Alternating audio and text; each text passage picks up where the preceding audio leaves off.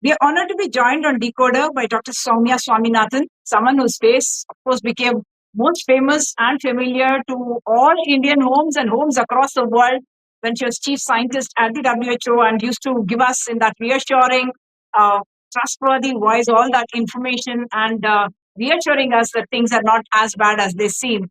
Dr. Soumya, once again, thank you for joining us on DeKoder and many, many congratulations. What an honor that you have been elected Fellow of the Royal Society, an honor that you are posthumously kind of sharing with your dad as well, the first Indian daughter father duo to be elected as Fellows of the Royal Society as well.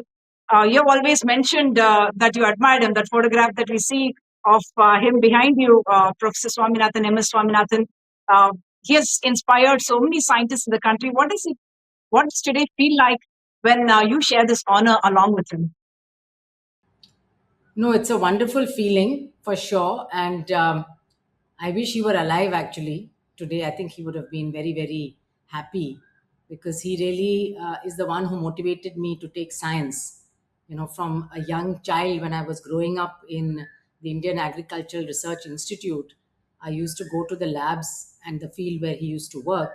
Of course, I was very fascinated by the animal lab, but later on, through school, also I got very interested in genetics, and my interest was more on human genetics.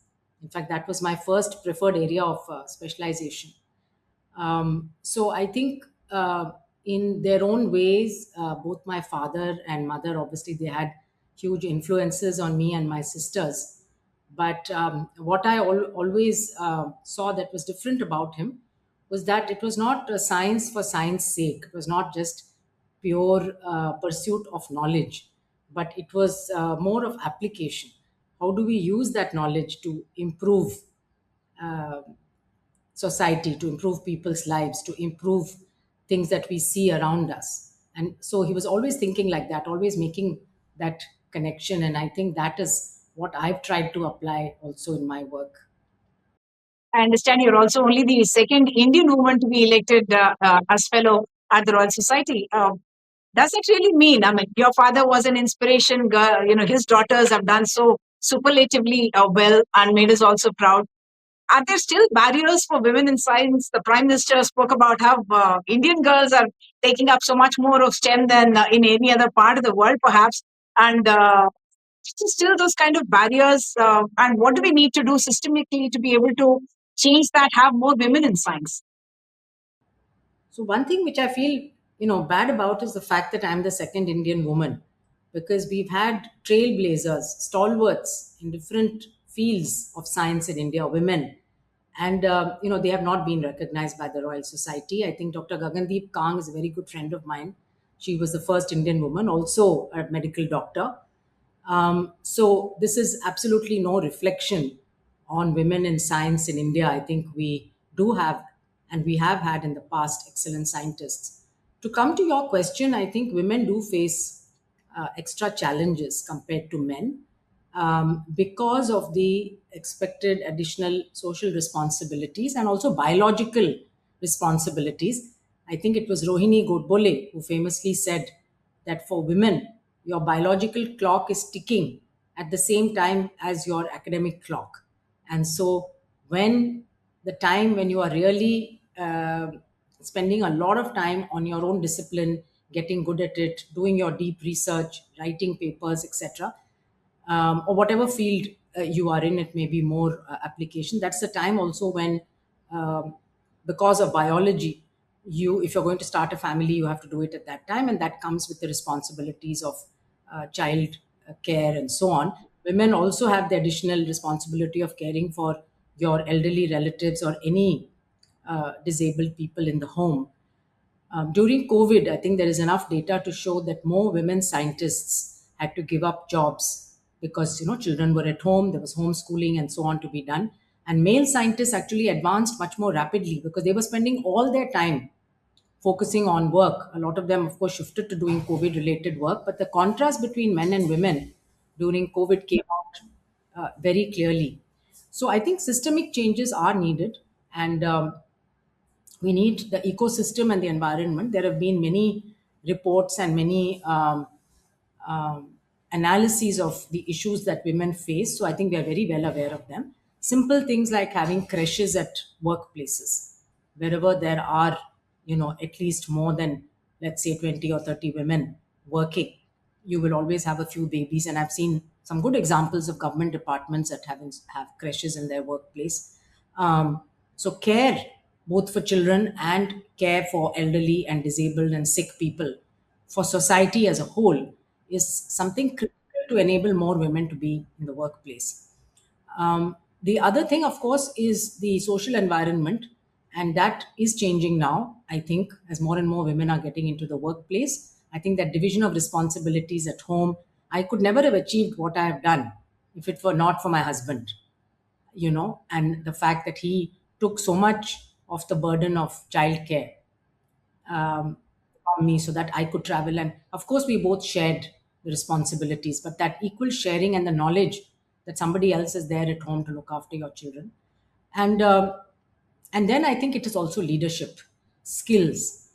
Women have traditionally been less ambitious, less forthcoming. We don't put ourselves out so much. We always take a little The step, social conditioning is that? and it's they call it the imposter syndrome. We believe that maybe we are not good enough for the job yet. I have gone through that same feeling myself at different stages of my career. I am not good enough yet, whereas a male colleague with exactly the same background and experience would put himself forward. So leadership training, and I'm involved in a lot of leadership and mentorship for young women scientists now, is very important, where you have self belief, self esteem, and the fact that you're good at your work. There's no need to be shy about it. Put yourself forward for that next promotion and that next job. And then finally, I think the policymakers need to look at an indicator: how many women are there in leadership positions, and Yeah. it's very dismal, very very dismal.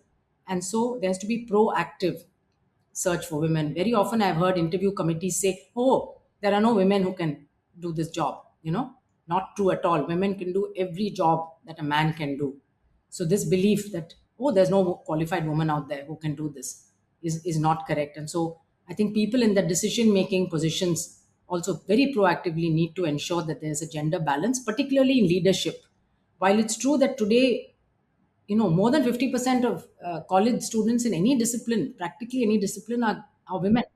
I was in agricultural colleges, same thing, more women than men. Engineering colleges, more women. Medical colleges, And more yet women. the dropout happens subsequently, I guess. Yet when you look at the level of leadership, the directors of institutions, very few women. But it has to change. It needs to change. It's good for the institution, good for the country when you have uh, both men and women, in Now leadership we talk positions. about the demographic dividend, and women bring that to the table as well. But when we're talking about gender, I've heard you speak about how climate change disproportionately, of course, affects women. And you also linked it, I understand, to the kind of gender violence and domestic violence as well. And what kind of policy changes should government bring in, or is it possible for them to intervene in these kind of situations to be able to uh, kind of reduce these kind of situations of enormous stress for the women, which obviously doesn't allow them to be productive outside of home either, or within home lead productive lives or happy lives. So our studies that we've been doing at the MS Swaminathan Research Foundation and other studies are clearly showing the disproportionate impact of climate change, let's say of extreme heat on women. Women, whether they are working, whether they are homemakers, but particularly pregnant women, and that of course affects their children as well. So I think again the first thing is gender sensitivity in any policy that we are drawing up. We need to apply a gender lens, and the same policy may not be equally beneficial for men and women. Sometimes you have unintended consequences if you don't consider what is happening with the women. Now we have more women in the workforce, and country wants more women to participate in the workforce. But if you're going to give them a poor environment to be working in, then it's not fair, because then the burden really then falls on the woman, and it's her physical and mental health. And what we found is that women, a large majority of them, express that during the hot months of the year, they suffer from more physical health ailments, go to the hospital more often, and spend more on medicines. They have much more anxiety and sleep disorders, so mental health is affected. They suffer from more domestic violence and abuse, intimate partner violence, because of the irritability and so on that extreme heat causes. They also have more physical work to do, because in rural areas water becomes more scarce. Firewood, they're walking longer distances, caring for their children, and this impacts a lot of family dynamics. There are extreme situations also where women resort to hysterectomy, because they're particularly migrant women who are going to work in sugarcane fields feel that they cannot manage menstruation when they have to work long hours in the sun. So women do have, biological specific differences, and these need to be considered. And women themselves will tell you what needs to be done. The solutions. These are not rocket science solutions. Quite often, simple things: improve ventilation, ensure there are rest breaks, ensure there is cold drinking water, there are bathroom facilities, that women, if they're not feeling well, can take a break. If you are menstruating, you may need to rest a little bit. If you're breastfeeding, you need, to have those breaks. These things generally are not part of, regular policy or labor laws.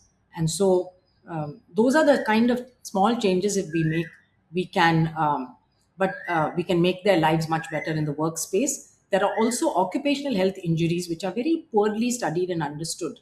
And even an organization like the ESI Mhm. does not have gender disaggregated data, where you can look at occupational health issues of men and women and try to address those. So we work with fisherwomen, we work with farmers, different agricultural and farming occupations, very, very specific issues, health issues that they suffer from, which can again be taken care of if they are diagnosed properly, and if they're given the right protective equipment. In some cases it's protective equipment, in other cases again it's some change in their regular daily routines. Now, post the pandemic or during the pandemic, we saw these kind of inequities across the world, not just in the amount of science or in the sharing of data or in the kind of infrastructure, the expertise, the data that available. And we realized that, like the DG of the WHO at that time, famously said that no one is safe till until everyone is safe. Have we worked towards changing that? What do you think are the big steps which are still blind spots or which have still not been addressed? And have we made progress from that situation to now? Lessons learned from the pandemic. Unfortunately, we go through cycles of panic and neglect. And recently, you have seen the panic that came from the hantavirus outbreak on the cruise ship. Right now, we're also facing an Ebola outbreak. So that's unlikely to become a pandemic, of course. But, you know, I think that it's already spread much more widely than we know. And there could be people who've traveled all over the world from there with infection. I think that if we were to say, is the world better prepared or less prepared than COVID? I think that because of the geopolitical situation now, I would say that it's more difficult now. We are less prepared. We don't want to collaborate. We are not agreeing, on basic things like international health regulations or even the pandemic treaty that's been under discussion now for 5 years. And there's a kind of a standoff between the higher income countries and the low and middle income countries. And why? On the issue of sharing of uh, vaccines, diagnostics, and therapeutics. So, on the one hand, to deal with pandemics, you need data sharing. So, any country, any pathogen which potentially can become a pandemic, they need to inform the world as soon as possible, right? So that everybody can start taking precautions. At the same time, let's say we have another virus like the COVID outbreak, and some country somewhere develops a vaccine or a diagnostic, uh, that needs to be shared with people who are vulnerable to the infection all over the world, in a fair manner. It should not be that only those who can afford it or the high income countries will have access. Now, on this point, the negotiations have got stuck because the high income countries, which host most of the big multinational pharma companies, are saying that, well, we're not going to commit to this. It can be on a voluntary basis. We will share whatever we feel like sharing. And the low and middle income countries are saying, no, we saw what happened during COVID when it's voluntary. Africa was waiting. till the end of 2021 to get vaccines, and so many people died unnecessarily as a result, while other countries we saw had a overstocking of sub. So, if we've not learned the lessons of COVID and all the pain that we suffered, and we still don't want to collaborate when it comes to these big global problems, and I tell you, pandemic not the only thing. Climate Yeah. change impacts every country, high, low, middle, whatever. It's impacting all of us. We have common issues to solve. Antimicrobial resistance, it's a global threat. So we have big threat to global health. Air pollution, it doesn't restrict itself to national boundaries or state boundaries. We need to have a regional, if not a global, effort to resolve it. And it can be so much better, so much more efficient if we share technologies, we share knowledge, and we come up, our scientists can work together regardless of geopolitical borders. I wish that that could happen. It would help Yeah.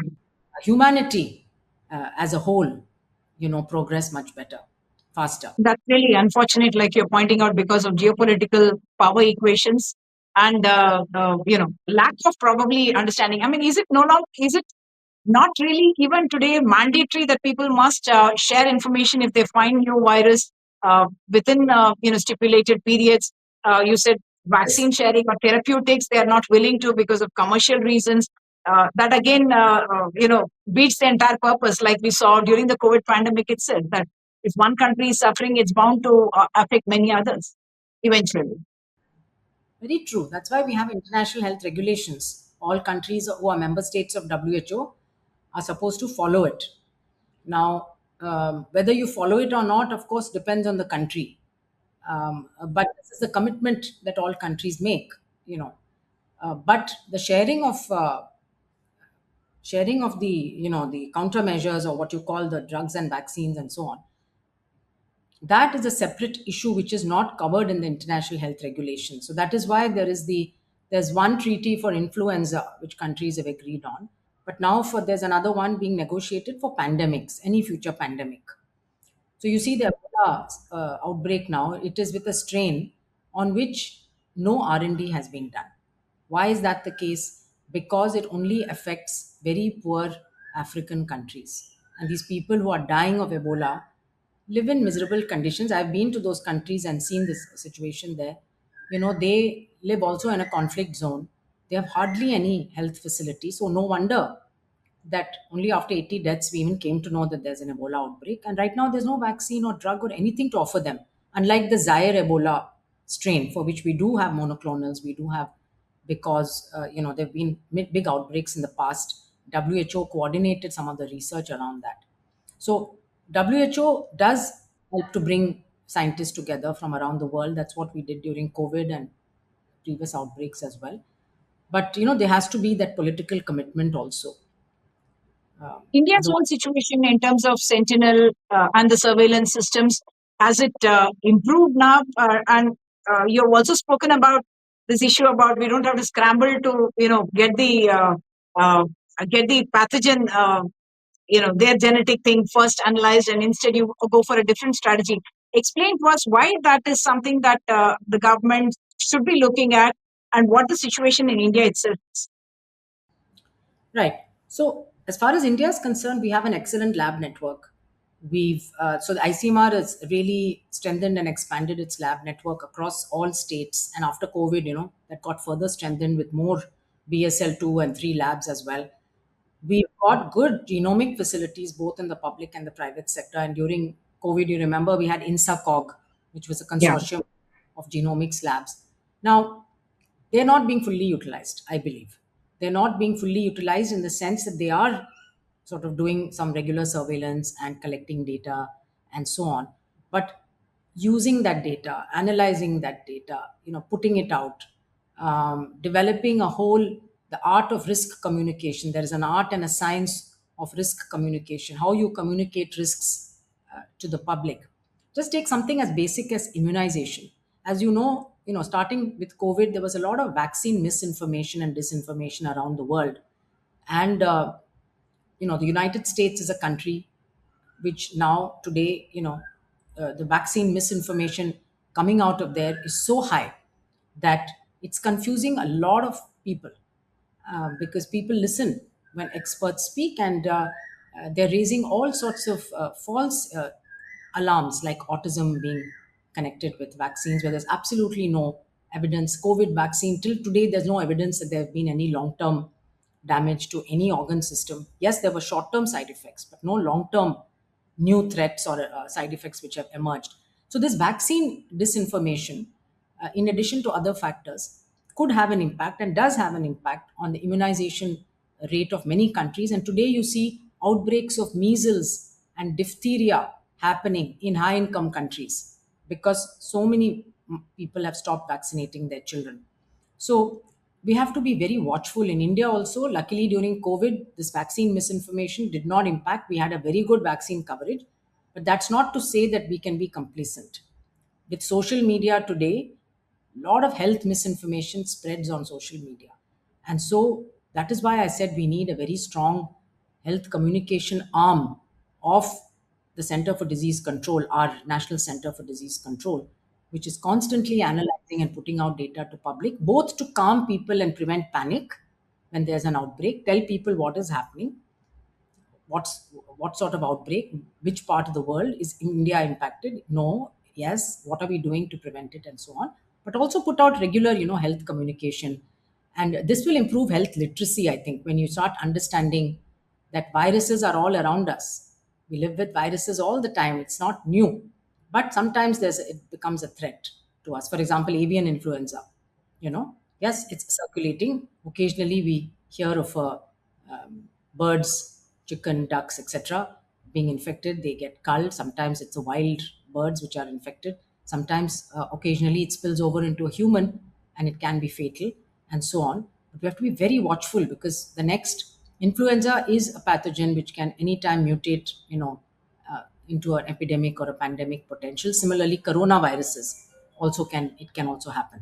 So, for all these reasons, we need a very strong, not just the lab surveillance part of it, but really the epidemiologist, the analytics, and today using AI, we can do so much more, and public health communication experts all working together so that every time, and this is going to happen more and more often. We know zoonotic infections are going to happen more often. Plus, there are other public health threats that we live with every day. We don't have to wait for new viruses. We have lots of pathogens we are living with and experiencing on a day-to-day basis.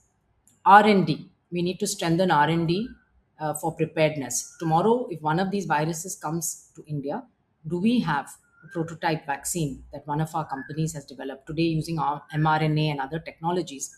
We can develop those prototype vaccines and have them ready on a shelf so that within 100 days of a new pathogen, completely new virus, we will be able to manufacture those vaccines and diagnostics that we are going to need.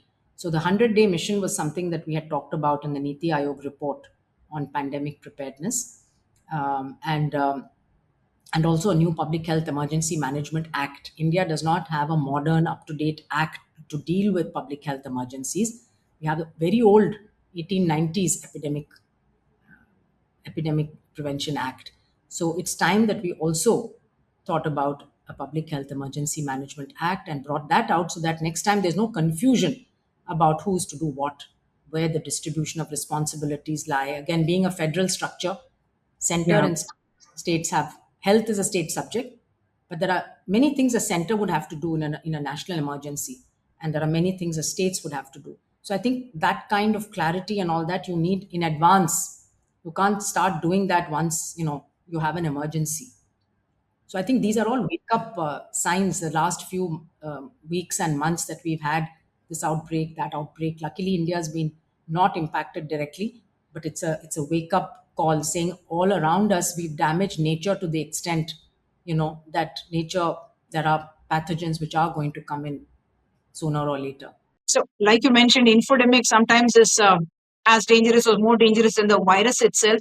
Uh, But even when states report, I mean, I remember when maternal death audits were spoken about in Tamil Nadu, one of the reasons why they were able to get good figures or work on the maternal deaths, MMR rates, was because the blame game was stopped and people were allowed to analyze independent of the reasons or causes without blaming individuals. Similarly, states like Kerala, when they report an outbreak, it's almost like you're punitive and it takes on a political kind of a blame game that, see, this state has this virus and therefore you get shunned. Isn't that one of the reasons why people don't want to report, whether it's countries or states, even if they have better, surveillance mechanisms? It is kind of becomes a deterrence, isn't it, when politically you start punishing the state that reports first? You hit the nail on the head. I think data should be treated, should be completely apolitical, and it should be something that you use to understand the situation and to take action towards it. The data actually just throws a light on the problem. It helps you to understand the problem and analyze it. If you don't have data, you're basically operating blind. And during COVID, there were some states which were not doing as much testing as other states. Naturally, they had lower numbers of COVID cases. That doesn't mean that their COVID burden was low. They were not testing enough. And other states that were testing more, as you said, were told that, you have more deaths, more cases, and so on. No, their systems were better. So I think without data, we cannot progress. And the data should be used, as you say, not to deflect blame but to really understand the issues. And today, there are many interconnected layers. It's not simple. Today, if you want to understand why do we have so much anemia in the country, we have to actually bring together a lot of data to understand that. It's not one factor that's going to help Yeah, solve very it. often it's only nutrition is spoken about. Yeah, Neutron, fibroids, which is probably a huge issue across the country, doesn't get the attention that it deserves. exactly. So I think, particularly from a health perspective, I know how useful health data is and how essential it is, and how without it we will be flying blind and then we'll be taken by surprise one day, you know, or we'll be waiting till things turn so bad that they can no longer be ignored. It's always better to have an early warning of something going wrong than be Yeah. told much later that you missed the boat. So India has had a long tradition of very strong data and statistical systems in our country. We need to really strengthen it, keep it. We need data transparency, and we need systems where we can share and analyze data. We have a lot of researchers all over the country. If they had access to the huge amounts of data that the government collects, we'd have a lot more insights coming from that data than we currently have. It would help state policymakers and national policymakers. So I think we have big opportunities here, actually, to do much more and much better with the data that we collect than what we are doing currently. The other thing, you spoke about vaccinations in India, because the messaging had been so strong for so many years. Childhood vaccination is well understood and well accepted. You've been speaking about something that's a life course vaccination, that it can happen at the adolescent or adult or elderly stage. Tell us more about it, and why is that very significant for a country like India? Yeah. So in the past, yes, we thought of vaccines as something we give to children to prevent them from childhood infectious diseases. And we know that it saved millions and millions of lives, in the last 30, 40 years. The progress we've made in child health is a lot to do with vaccination. But we also now have vaccines that can be given at different ages to deal with other kinds of infectious diseases. For example, the human papillomavirus vaccine, HPV, against cervical cancer, that is to be given to pre-adolescent, prepubescent girls. There are school age vaccines. Of course, tetanus has been given for a long time. There's a proposal that BCG vaccine could also be a booster, could be given during school age. Similarly, once then during pregnancy, we've got tetanus vaccine also that's given, and for people over 55 or 60, there are a few vaccines like the influenza vaccine, that which has to be taken every year. Then there is a pneumococcal vaccine against pneumococcal bacterium which causes pneumonia, and there is also the vaccine against herpes zoster, which will prevent shingles. And in fact, very fascinating data has been coming out in the last few months on the shingles vaccine actually reducing the risk of dementia. So we still don't know exactly how the mechanism, but there seems to be an association. So what I'm saying is that there are vaccines that older people need to take, because some of these infections, when they occur in older people, as we saw during COVID, respiratory infections can have a worse outcome. And so to now we have to think about healthy aging. So part of healthy aging is a immunization program that adults would need to take, and this is going to keep evolving as science keeps progressing. We will have new preventive vaccines coming in, and maybe some therapeutic vaccines as well. So this is something that we have to keep pace with, and our national immunization program also needs to evolve with time. You spoke about misinformation and disinformation in the US, relating the COVID vaccine to autism or other conditions. But even in India, post the COVID pandemic, whenever there are heart attacks and such things, doctors also in whispers or otherwise keep telling you it seems to have some correlation to the vaccine. Is there any scientific evidence to show that any of those vaccines may have had, yeah, not enough number of years have passed perhaps for full-fledged studies, I don't know. But is there any scientific evidence? Because one keeps hearing this, saying that post pandemic, you are having many of these kind of conditions which could be related to the vaccine itself.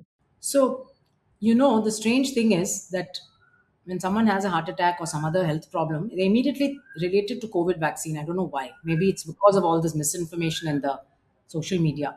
Actually, what it's related to is COVID infection, because there is a lot of data now that to prove that people who have had COVID infection, particularly if it was severe COVID or if there were multiple repeated bouts of COVID, they are at higher risk of cardiometabolic, cardio and respiratory disease, and also degenerative brain disease. And so, plus Indians have a lot of comorbidities. And so, somebody who has a heart attack should first ask themselves, do I have high blood pressure? Do I have diabetes? Am I obese? Do I have physical inactivity? Do I smoke? And so on. These are the major risk factors. Now, forgetting all that and blaming COVID vaccine is completely unscientific. And I can say confidently till today, there is no data to correlate COVID vaccines, any of the COVID vaccines, with a higher risk of heart attacks, but plenty of data to correlate COVID infection with all of these complications.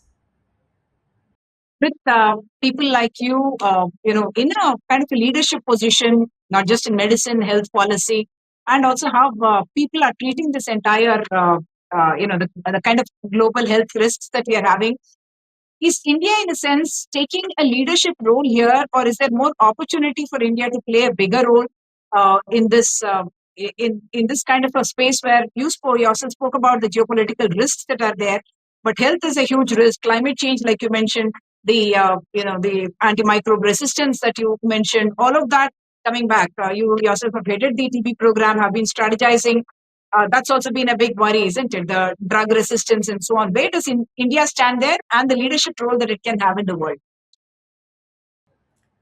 I truly believe India can play a big leadership role when it comes to health, because we have many, many strengths. We not only have a large health workforce, as you know, our nurses go all over the world, they are very much in demand, and highly qualified doctors, they are also all over the world, but and lab technicians and all kinds of health professionals. But we also have a good R&D infrastructure. We have labs, ICMR, DBT, DST, CSIR labs. We have an excellent private sector manufacturing generic drugs, vaccines, and now doing more R&D as well. But they manufacture low cost affordable drugs and vaccines that we export around the world and are part of many programs. So, given, and of course, India today has a much greater voice in the world today, geopolitically. We are one of the largest economies, and so on, and people look at India very seriously and with a lot of hope, and particularly countries that are lower income countries. They really look at India as being somebody who can support them. We did during COVID. So I think we can play a much bigger role both in the region of South and Southeast Asia, but also with Africa, where we can build capacity, we can do technology transfer, we can train workforces, we can have scientific interactions, we can have joint R&D programs. It will benefit us also. It's not that we are the only ones who will be giving. I think collaborations and fresh ideas and talking to people from other parts of the world always benefits any kind of a joint collaborative endeavor. So we can also, we already say we are the pharmacy of the world. Now we'll have to really strengthen our regulatory system to maintain that title and image of pharmacy of the world. But I think that Africa has that aspiration also to develop, and they have a long way to go. So I see also even on the agriculture side now, though I'm not an expert, I'm seeing that the technologies that came to India several decades ago and that helped us increase our food production are still not being followed in Africa. And now we have new technologies, we have new knowledge on how to improve food production and so on in a more sustainable way, avoiding chemicals and so on. So a lot of scope actually for partnership, with Africa on biodiversity, on fisheries, on agriculture, and of course on health. And all of these are linked. So that's why today, I work at the intersection of all of these. So at one level, we already say that the health spending is very low in a country like India. Uh, but you've also spoken about shifting that focus away from hospitals and say more community initiatives or more basic things like, public health initiatives which are more simple, which could actually achieve the targets, preventive healthcare in that sense. How is it possible to structurally kind of shift the attention towards this kind of a spending rather than the tertiary care, or is it not a this or that situation? Yeah, it's I think it's a tough one. This or that is probably not an option because we do have a huge population that has health needs. But I always think about Thailand and a very strong political stand they took at one point, where they said we will stop building tertiary hospitals till we have strong primary health care. And for a decade or so, they invested in primary health care. And in the long run, that pays off because what primary healthcare does is it prevents and it detects things early and it controls them so that they don't go out of control. So instead of having more patients with diabetic complications ending up with dialysis or foot amputations, you will be able to manage them with a strong primary healthcare system so they don't develop those complications. So in the long run, it is cost saving to invest in primary healthcare. But at some point of time, yes, you have to put that money in. And also, I think we have to look at the other determinants of health. It's not only the health system, whether it's primary, secondary, or tertiary care. It's air pollution, it's water, clean water, it's your environment, you know, where you're living, it's road safety. India has the largest number of people dying on our roads. Most of them are pedestrians, cyclists, or two wheelers. It's those kind of things also that we need to look at. So if you look at your causes of death analysis, and the highest morbidities, and look at risk factors, we'll find that air pollution and poor diet, followed by hypertension and diabetes, and of course smoking, they constitute our top risk factors. And more now, obesity is increasing as well, physical inactivity is increasing. So we have a good idea of where we need to focus. So you need to address air and water and diet. And nutritious diet for all is a goal that we should be aiming for. It's today a lot of people cannot afford a nutritious diet, and so they're eating diets which are pushing them towards disease. So if we can address those risk factors and invest more in them, you'll get a much healthier population. And I think ultimately it's about human capital. Building a developed country is really about investing in human capital, starting with birth and starting with those first 3 years of life, which are the most critical for brain development. So I think there's a lot of evidence here, a lot of science, and we know what needs to be done. There needs to be some shift of priorities so that primary health, nutrition, and early education, early childhood education are given more investment, more tools, more emphasis, more training, and that we will be able to then see results.